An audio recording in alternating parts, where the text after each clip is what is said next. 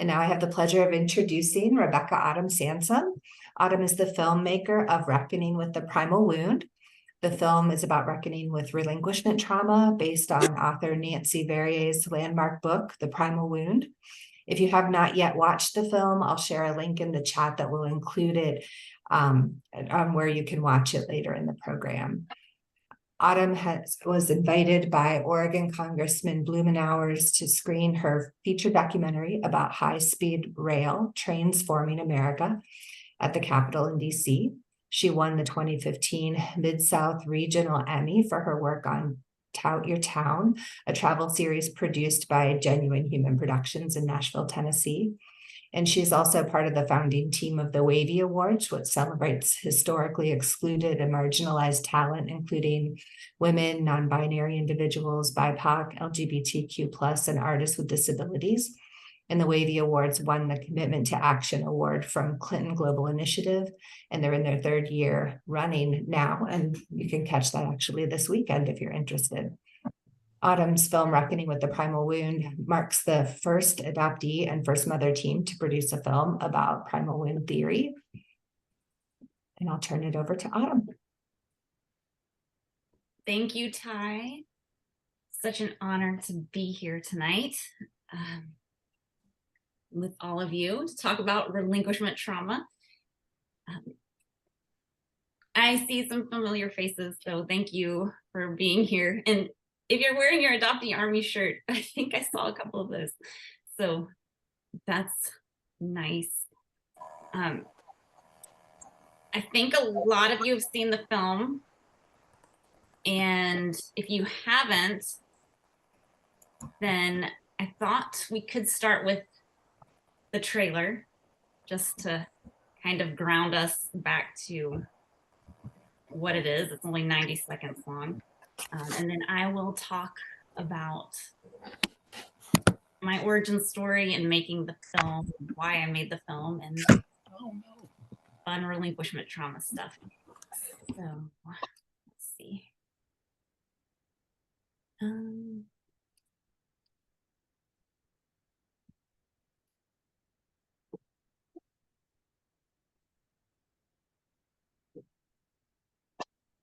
And I think that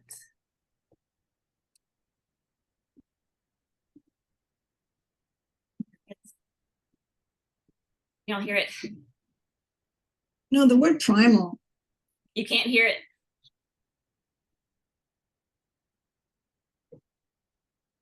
Did you say you can't hear it, Ty? I'm not hearing it, no. I don't hear any sound, no. We heard it for a second, then it went off. I think so. She said the word primal, and then it stopped. Yeah. Oh, well, that was the beginning. Okay, we'll try again. Okay. I'm coming. You picking your books? Celebrities. It's pretty wild. No, the word primal means from the very beginning. The connection between a child and the biological mother appears to be primal, mystical, mysterious, and everlasting. It can no longer be assumed that one can replace the biological mother with another primary caregiver without the child being both aware of the situation and the substitution and traumatized by it.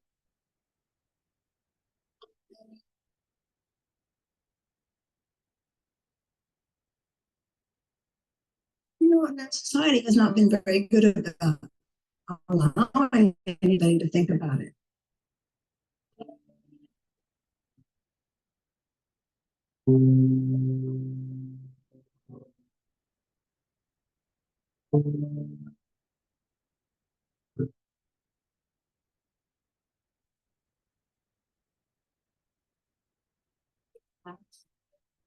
What box? But here's a question.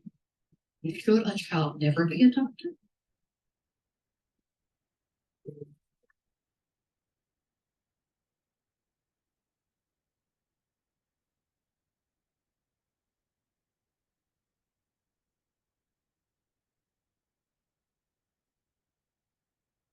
Okay. So that was my mother, Martha Carroll, that asked that question. And it's a lot to think about. This whole relinquishment trauma and where does it begin is a lot to think about. And I did not know I was adopted until I was 5 years old. And so I remember the room I was in and having my parents come to me and my brother, who's also adopted and 2 years younger than me, and saying, we need to have a talk. And they sat us down and said that we had another mommy and daddy out there. And that was the first time that I realized all the books our mother had been reading us about adoption were kind of like for our experience. But when you have no context for that, you don't think that, you know, that's your story.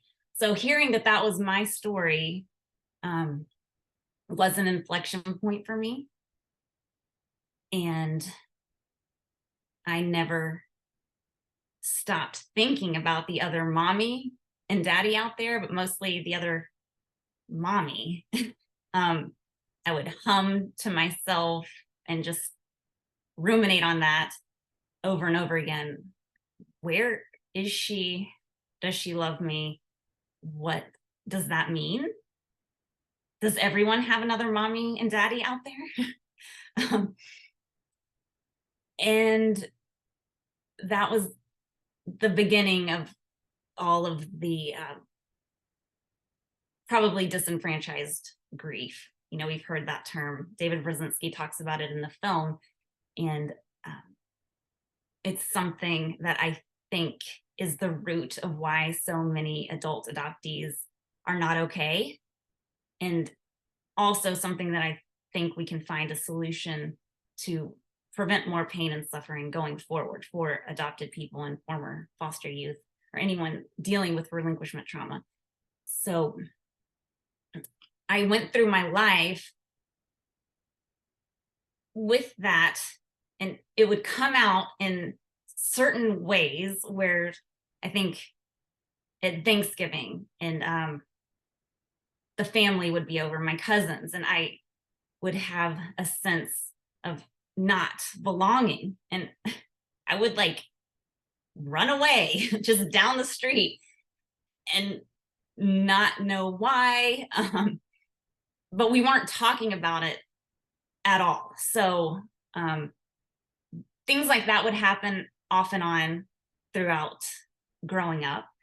And people would ask me about my parents or my real parents, you know, the fun, like microaggression that people don't realize they're saying, until I, as an adoptee, really wanted to have an answer for that question. But the reason was for these other people. So that was not a good reason to search for biological family, but I did do that when I was in college, and it failed. I was born in Tennessee and applied to get my adoption records. And it cost money, and I had just gone on a road trip and had no money. That's why we stopped the road trip. So it was weird timing, it was bad timing. And Jill said that if I had gotten in touch with her then, she would have said no, which is another thing that I want to reiterate when people ask me, what do you do when you can't find who you're looking for, is that the timing has to be perfect for so many people. And I don't think my reasoning was correct at that point, because I was trying to people please and find all these answers for other people. So it makes sense that that's not when I actually found her. And she was going through a divorce at the time. So it wasn't the right time. But then in my 20s, I encountered adoptees in my travels around the world, and they would ask me if I'd read The Primal Wound. And I had never heard of this book. I'm not in the adoptee community. You know, I don't even know any other adoptees in my life. And the third one, over the span of about 6 years, my mid-20s, it struck me. You know, like when you finally hear it and you're like, why is everyone talking about this book? If they hear that I'm adopted, they're like, have you read The Primal Wound? And I'm like, no, what is this? So finally I read it, and it changed my life. It was the reason I was acting all the ways I was acting growing up after learning that I was adopted. And was the first time I heard an alternate narrative of adoption, which is grief and loss. And I think Nancy Berrier deserves her laurels, which I tried to give her in this film for being able to put these experiences that adoptees have into words. And so that changed my life. And after I finished reading the book, I asked my mother if she would mind if I did try to find my biological family again. And she was super supportive and told me how to do that. She thought that I should get in touch with the social worker, Becky. And they swear they didn't name me after her, but her name's Rebecca, and I think they did. But she's amazing. If anyone came to Nashville, you probably met Becky. And she actually facilitated a few adoptions of people who came to that screening. So that was really wild. But I found her, and she had just reconnected with Jill that same year in 2012. And so she was able to make that connection and be that peer mediator really quickly. And that opened up so much more about relinquishment trauma and this whole journey, making the film, thinking reunion's gonna solve it, and then realizing that no, that's not how it works. There's just more layers and more to deal with and more healing to do. But like, making a movie about all this has, I think, fast-tracked it for me. And I have definitely messed up way more, but that's like, it's like failing forward type of situation. So I think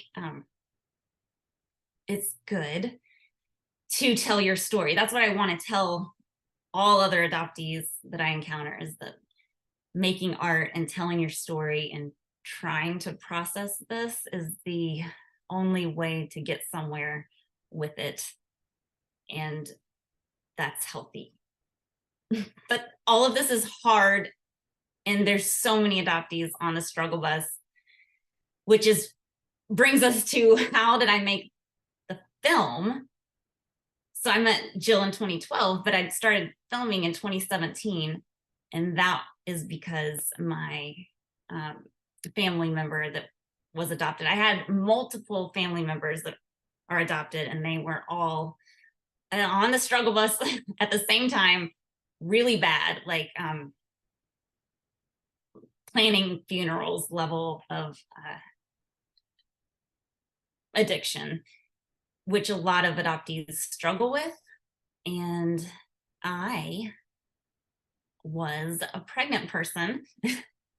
So when I had the idea to take like the primal wound theory and turn it into a documentary, after Googling to see if someone had already done this, which I was hoping and praying they had, and they hadn't. So I thought I could maybe do it because I was interested in it. I'm a filmmaker, and I could just represent like a pregnant person.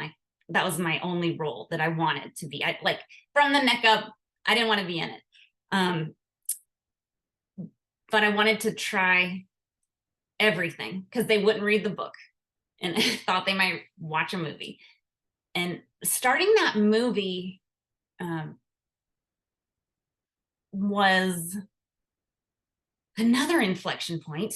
And I had no idea how deep and raw and heavy it would turn into. But amazingly, getting in touch with Nancy Verrier, who lived 45 minutes away from me,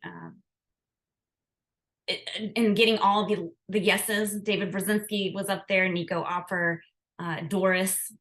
We all were living in the Bay Area or near there, and it was making itself, this film was.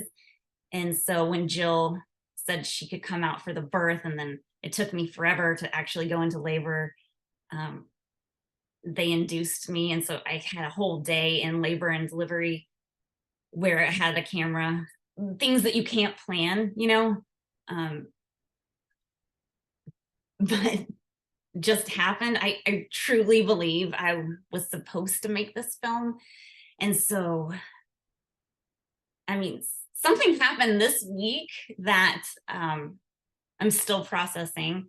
And I always knew that I made the film for my family that was struggling, for Frankie Jo, my daughter, to learn this story, and also had it in the back of my mind that my biological father and that side of the family, my brother, would see it one day. So being mindful of all of that, this week, actually, they saw it for the first time. And hearing that, like, they love it, and it's like this amazing thing to have, to see my story when they don't know me, but now they feel like they know me and they know the story, and it answers all the questions, and they're like proud of it. And me has been the best gift ever. And again, I'm still processing all of this, but as far as like bookending this entire journey of my life and thinking about relinquishment trauma and like learning how amazing they are and how amazing Jill is, just my biological family is really kind and nice. And it is sad to learn that in a way, because I've missed out on knowing them for so many years.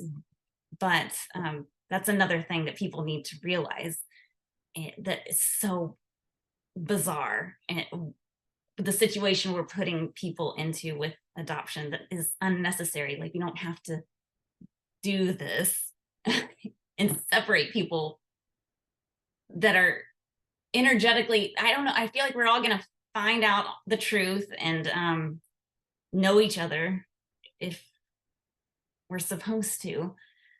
So the energy that I felt when Jill and Claire and I were eating in Nashville before the screening of Fog Lift in Nashville in August, and Claire, we were talking about my biological father, because Jill has been wanting me to reach out and reconnect. Claire's on her phone and she finds that my biological paternal grandmother passed away. And I had always wanted to meet her because Jill loved her and kept saying I would like her. And I reminded her of this woman. And so to learn that I missed her, she passed away last year, really struck me. And that's when I was like, oh no, because I had no idea and thought I had time. Made a point to start that process of like reaching out to my biological father's side and find him. And when I did talk to him this week for the first time, he said that he had an overwhelming sense that I was going to reach out and find them a few months ago.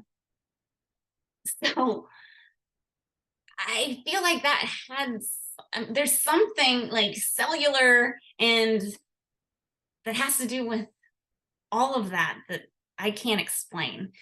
And if you know what I mean, then you know what I mean. But it's like Nancy says, it's mystical, it's spiritual, like it's something that only mothers and can explain the feeling of that primal. It's so primal. Okay, also the word primal and having like a bodily reaction to all of this reconnection is real. And I think a lot of you probably know what I mean, like when you are reconnecting and or like in the film when I'm having that confessional moment where I'm kind of losing it, it hits that primal sense of belonging, or I don't know how to explain it, but Nancy does such a good job of saying, you're right, there's something there. We need to stop and examine this before we keep like blank slating adoption. So I really appreciate her for doing that. And this is maybe the part where I mean, I would love to hear what y'all think about this. And if you have questions, I'm sure I probably missed something, but again, I'm processing everything that's happened this week, and the Wavy Awards is on Saturday. So I'm a little like, what is going on with all of this? It's so positive, like the energy and everything is happening and it feels right and good. But I need y'all to help me. Like, what do we do with this? And do you know what I mean? Like, is anyone else? Is it time to open it up to everybody else? Ty, let me know. Absolutely, we can definitely do that. If anyone would like to ask a question, make a comment, you can start in the chat, and I'll go ahead and moderate that. But I do appreciate you talking about just that feeling of, you know, that the feeling of connection, and that feeling of belonging that you talked about in the film. That was very striking to me. I remember feeling that way myself going through reunion. It's just nice to have a framework for putting words to that so that you can kind of it helps you make sense. It helps you sort your feelings and thoughts.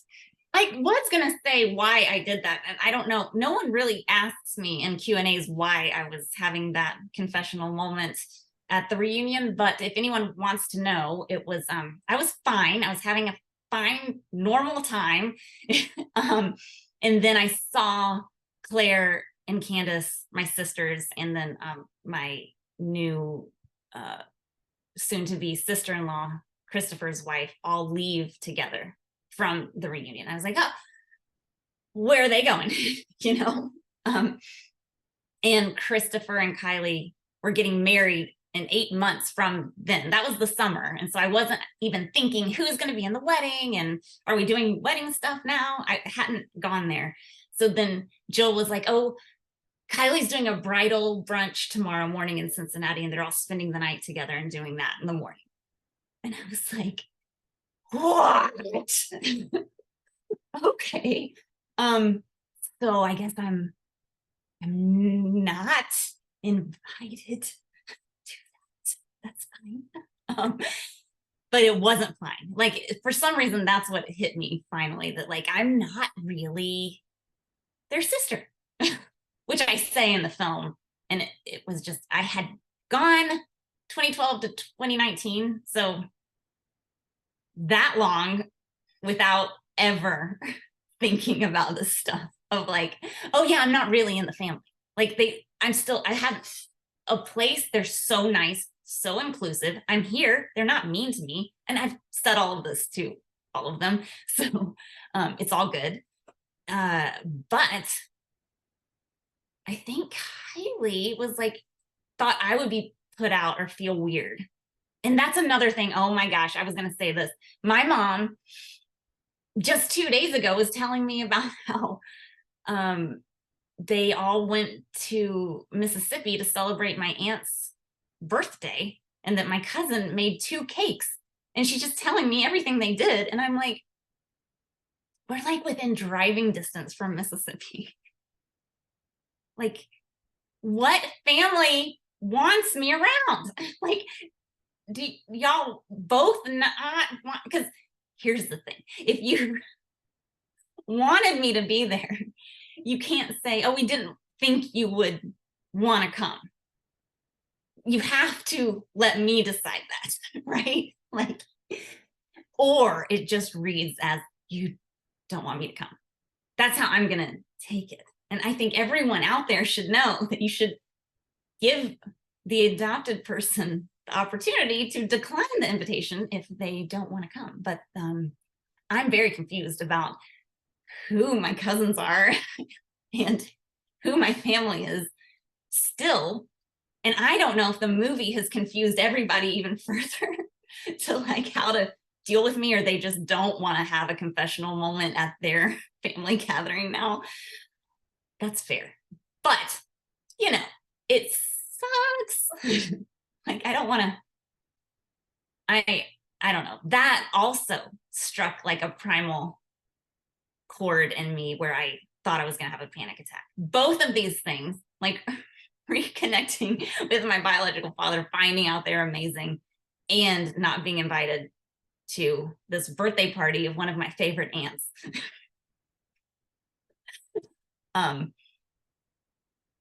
That's so sad. All of this is sad. But again, if anyone else wants to add anything, or let's try to figure out, I think the thing is just talking about it and inviting, I don't know, inviting everybody to everything. The Wavy Awards is like the most inclusive award show that's ever existed. And I think that inclusivity is like something I'm passionate about. And maybe that comes from feeling excluded from lots. I don't know. I told my biological brother this week that I found his wedding reception address before it happened and was going to crash it. And then everyone was like, you cannot do that. And he said, you should have done it. So that made me feel better. Like, that's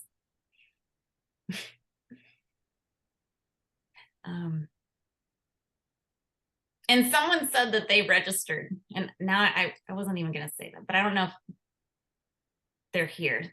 I don't think they are. But Zach, if you're here, hi. He's not here, is he?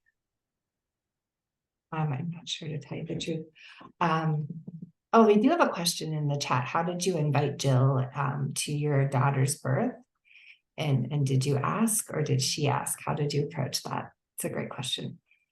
Yeah, that is a good question, Sheila.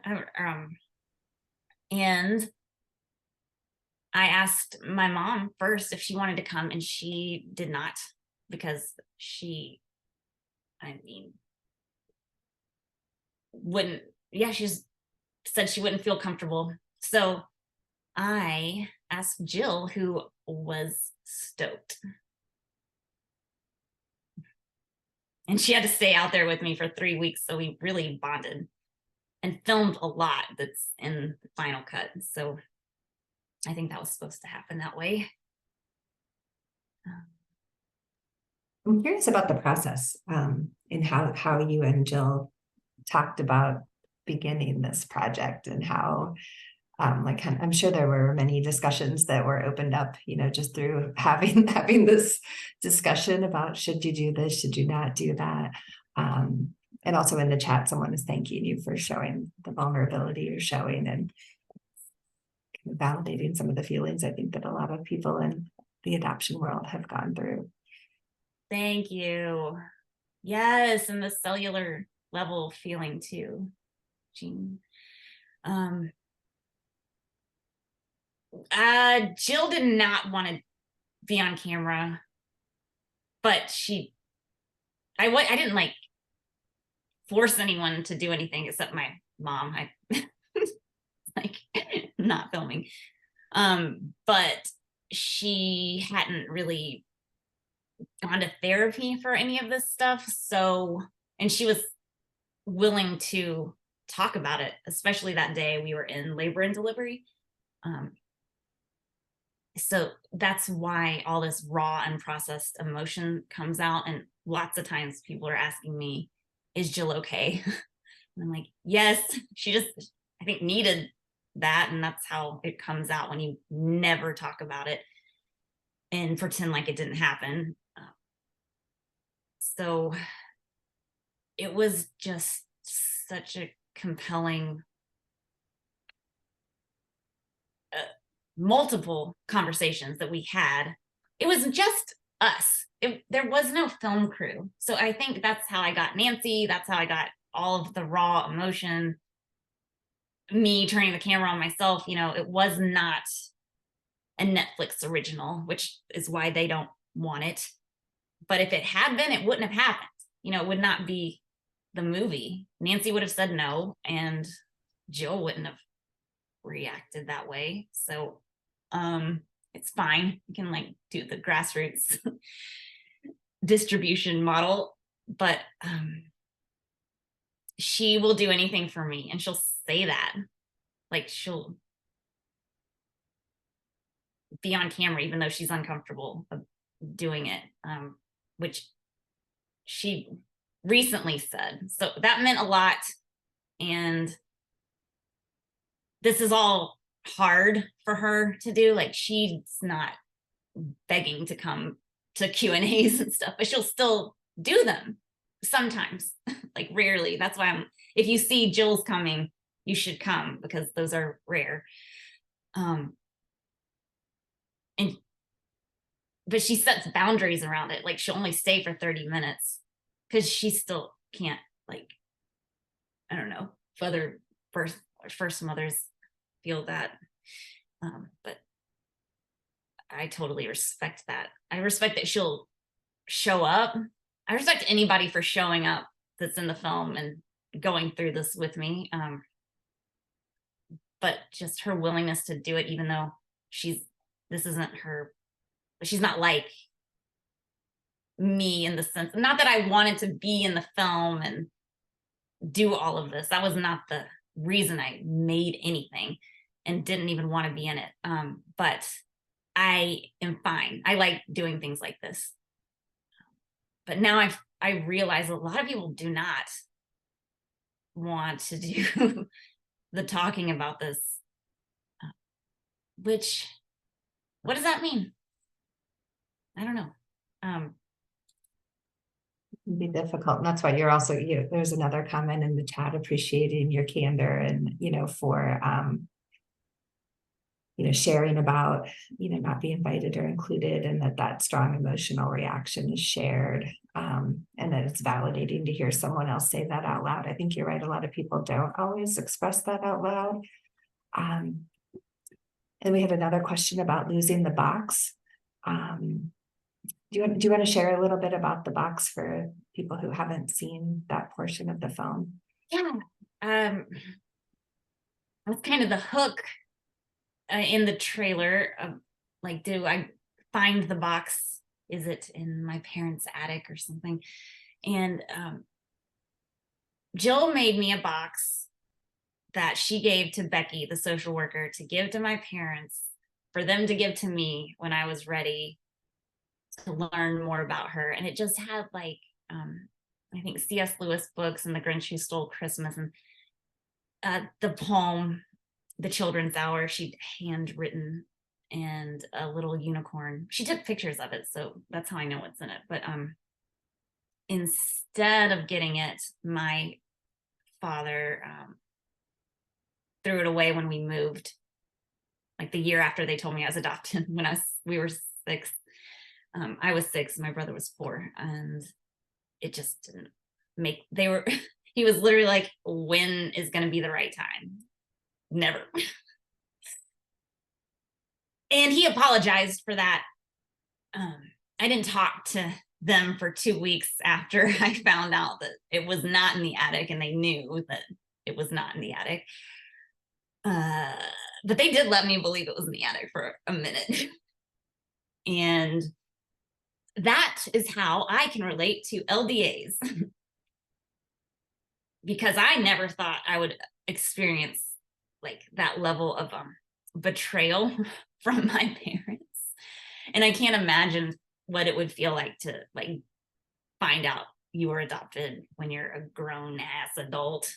But like, yeah, okay, not talking to y'all for 2 weeks, and I'm gonna be spinning out over here for the foreseeable future. But then when my dad did like apologize, he's not one to apologize, that, you know, what am I gonna do? I think that forgiveness is key to healing all of this stuff, by the way. I like to be in the messy middle of all of these conversations, and I think that I'm fine forgiving right now. Like, that's how I feel about everything. That's what's good for me. But when it didn't hit me that I could make Jill a box when I was in my childhood bedroom and saw all the shrinky dinks that I never threw away. And I think most people have enough crap from growing up, movie stubs and all that, that they could make a box, you know, and show somebody. That's another thing, like about reconnection and what do you do if you can't find somebody? I think that 99% of people can find somebody they're biologically related to and form a bond in some way. And Jill wasn't even ready to receive the box I made her, and said that she didn't have room for any more junk. And I was like, that did not land like I thought it would. But then, you know, it just, again, it takes everyone different times to get to certain places. And so a year later, when she's like, okay, I went through the box, oh my gosh, this is amazing. Like, but it's incredible how we're all at different pieces of this, and how it's just a long game, and long game's the only game. But with this stuff, it just hurts when you're not at the same level at the same time. But what she did then record about it was so, like, I mean, it's in the movie, and I think if you're gonna heal this like lineal gap, is what I call it, this chunk of time that we'll never get back, I don't know, that seemed like a good thing to do. I'm just talking about all the boxes now, so I hope that answers. That's what happened. That's the story of the box, and it's sad. But so many adoptees have a similar story. And I think even somebody said in the chat that, what'd you say? Somebody left something and it didn't get delivered. Am I making that up? Let's see. Oh yeah, given a bear and found out Bear. that she never see. Yes, this is very common now. So I like that is part of the story, because and then yeah, the whole late discovery and the sense of betrayal, even though it's like not as on that scale, it really gives me that sense of like, wow, never thought I would feel betrayed by my parents. Can you talk about your childhood friend and her reaction to your reunion? It brought up loss for her, and in an unexpected way. Did that change things between you, or does it stand now? She's on the Wavys team. I'm making her come to New York and be on Team Wavy. No, she's great. I love Amanda. I know that a lot of people that have seen it want to like debate her in real life, and I would love to set that up, but I mean, she's very supportive, and I think she says in the film that she would do the same thing. Like it has that moment, that aha moment of like, no, I get what you're doing, and I would totally do the same thing, and you have to do whatever you need to do for your own journey. So yeah, she's a real one. And for doing something like on the grand scale of the Wavys, I have to pull people like Amanda to like pull something like that off, if that tells you anything. And her sister is the marketing director of Wavys. The awards, they're great. And her mom like kind of raised me too, like, you know, when you're at each other's houses.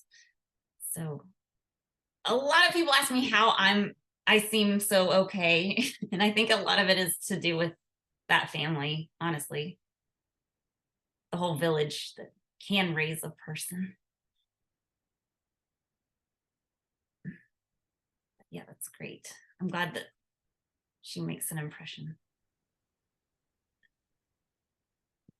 I'm going to go ahead. I'll put a link in the chat for everyone here in a moment for how, you know, where they can find the film and watch the film if they haven't done so already. But in the meantime, I'm curious about, did you write your story before making the film, or was it more spontaneous? How was the flow of doing that? Okay, one of my best friends is a like semi-famous YA author, so I always see her how she does it. There's sticky notes all over the wall, chapters, and I was like, I'm gonna do that. And then nope, that's not my process. I can't do it, even if I try and have this like great example of how you're supposed to do this. I just have to go. So I got all the footage, this gold footage, you know, and sat on it for a year, and then started editing during COVID. And then Jill, rhetoric PhD, and then Demetria Kaldimos, my mentor, who's won so many Emmys for journalism in Nashville. They're the ones that like looked at what I did, my cut, and were like, do this, you know, and pretty much rearranged the story arc. So like, you want to leave them with like a question. So like, if I'd gotten that box, it would have changed my life. Like, cut. That's the end. That was Demetria. But having like these women, the whole team was women that are super smart and have PhDs and Emmys, helping me like see my story, and but also pull out the box, because that wasn't in it. It was such a big plot point, and they just knew that, and it's like that should be in the movie. So that's how I'm in it. I was encouraged to do that. But that also happens, and somebody's saying they're writing a book, and it's like, if you have the support system and like strong people who you trust, that you can form, you know, a writing group with. And there's so many adoptees like Anne Heffron and people doing this that can guide you. Like, I could not have done it without some of these guides to make it like really slap, which it took me 5 years to make the film. So also take your time, and then you'll have revelations throughout. But I do encourage everybody to do it. But that's a new one. I think having that support group and other people doing it too can be really eye-opening and healing. Janet's asking how we can help you get your film on Netflix. I don't know. I've done this before, where I'm like, they have a requests tab, and you can just put it in there. And now I think like 1,000 of you have done that and they don't care. Like, someone else was asking about a director cut or any extended footage. Will there be anything that adds to the story as time goes? there is a director's cut. Like if anyone saw the Mother's Day, that first draft I did, that still exists. I think it's on Patreon. But yeah, I'm doing a sequel about fathers. So yeah, thanks. And hopefully there will be more adoptees platformed in that. And hopefully my father will be in it. I think he's here, but that's the dream, because it's something I cut out of this one because it was getting too long. It was 2 hours long. And when Claire asks me about that side of the family, and we talk about it, but this is all primal wound, that maternal separation that needed to be the focus. But the father aspect is huge. And I know it's big in this community and needs to be talked about way more. So yeah, thanks for asking. But Netflix should, you know, we haven't started filming that one, so it could be a Netflix original. And Mary has raised your hand. Mary, did you want to come off mute? Let's see here. Oh yeah, you know, I'm really excited about that aspect of it, Rebecca. I'm so happy, or Autumn, that you're going to pursue the father's side of it. You know, I know it's just anecdotal, but I have just heard so many reunion stories of adoptees finding their fathers and it being such a positive experience, even when so many of these men didn't even know they were fathers. The mothers hid that information from them, and they never even had the opportunity to assert their paternal rights. A lot of cases they would have tried to keep the child in the family and didn't have that opportunity. So and yeah, I just think from a psychological point of view, you know, I think the father's role to the child and their development is a lot more important than we've given credit for in our society recently. And and also, you know, the fathers are just traditionally, they've been so vilified, you know, in this scenario, you know, of pregnancy outside of marriage and that sort of thing. So yeah, it's just time to try to balance the scales a little bit, you know. Like I had just found out in the past year that the son that I had to surrender for adoption was himself a birth father, you know. I had no way of knowing that because it was a closed adoption and I didn't know him at that time. But yeah, when he was 18, he and his girlfriend of 2 years conceived and ended up surrendering their child for adoption. And I think that was a very traumatic experience. Well, I know it was for the mother because she's rejected reunion with my grandson. And, you know, and my son took his life when he was 27. So now having this information, you know, I feel like that was a contributing factor. It was just one more traumatic event, you know, that he had to go through that probably, you know, led to his suicide. That story, I mean, yeah, you should be in the sequel telling that story. Because you told me that part in Nashville, I think, that he was also yeah, I just found that out less than a year ago. Yeah. So I've never heard that I mean, I'm sure it's a story, but I hadn't heard it. So it's so important. And I Mhm. think that they then take it way harder than they could ever imagine. Mm-hmm. Mm-hmm. So yeah. Thanks for sharing. Sure. I went ahead and put in the chat the links for some of the Adoption Network programs. We offer, support groups for members from any part of the adoption constellation to process these issues. They are heavy, and it takes a team to get through it sometimes, to be with people who understand and can offer support. On our website, you'll find those listings and how you can get involved. We can take one more question, maybe two. Shelley, did you want to come off mute? Sure. Thanks, Autumn, for doing this. I've watched the documentary many times. I own it. So my husband and I actually had a date night and watched it. And I think it was extremely helpful for him to understand me.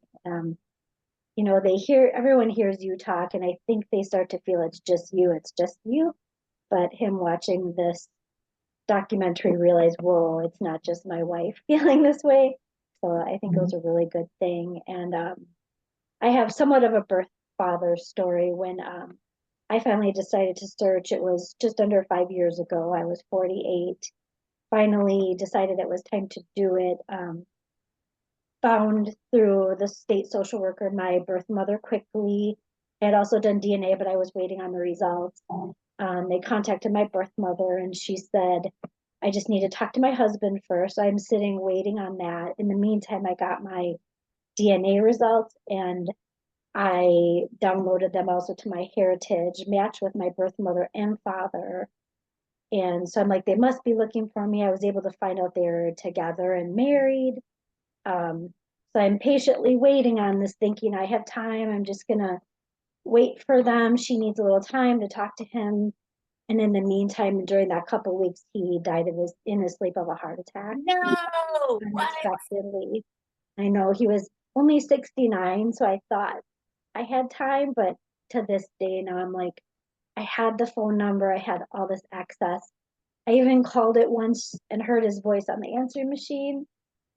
And I just should have made that call. I just missed it. And since then, she's been so devastated by his death because he was her world. They never had any other children. They just had their careers, that she still will not connect because she's just so in this horrible, dark, like, I feel like she's just a hermit. They live in the mountains of New Mexico, and she just maybe talks. She has a sister out of state that she talks to. So, like, tragic, because everyone that knows him says he would have talked to you. He was outgoing. He was a professor. All of his family that I've met are just wonderful. And they're like, he was the most amazing person. Even the obituary she wrote about him is like this beautiful biography of his whole life. And I just dismissed him, so it's frustrating and sad because I feel like he was the one maybe driving it and wanted to find me, because otherwise, why would they do their DNA? Yeah, I know, that's what but apparently there's all these reasons. I know. Oh my gosh. Yeah, just painful. It is. It's not fair. Like, why? That's the part of it. Like, I don't think it has to be like this. I think a lot of people realize that now, but should a child ever be adopted? Go back to that.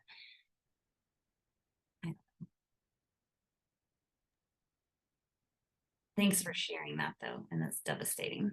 I'm sorry. And I'm glad you're here, though. We're friends. Good to see you. I appreciate everyone being here tonight. Thank you to everybody who's joined us, and thank you, Autumn, for volunteering your time to be here tonight with us and share your story and share your film. I appreciate, all of the interest and everyone who's watched that. This is definitely an important topic, and something that's, difficult to talk about sometimes. And when you have someone who's willing to share their story, we can all learn from that. So we're grateful for that. Wanted to share that we're going to pause our Monday evening speaker series for the next 2 weeks as we host our annual meeting and take a break for the holiday. But we will resume the series on December 4th with Cushman, who's the CEO of Families Rising. So we hope that you'll consider joining us for that.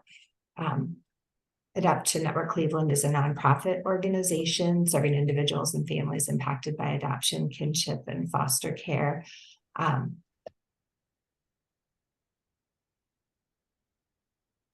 guess I'm muted there. Sorry about that. Have I been muted that whole time? Did you miss that whole thing I just said? Okay.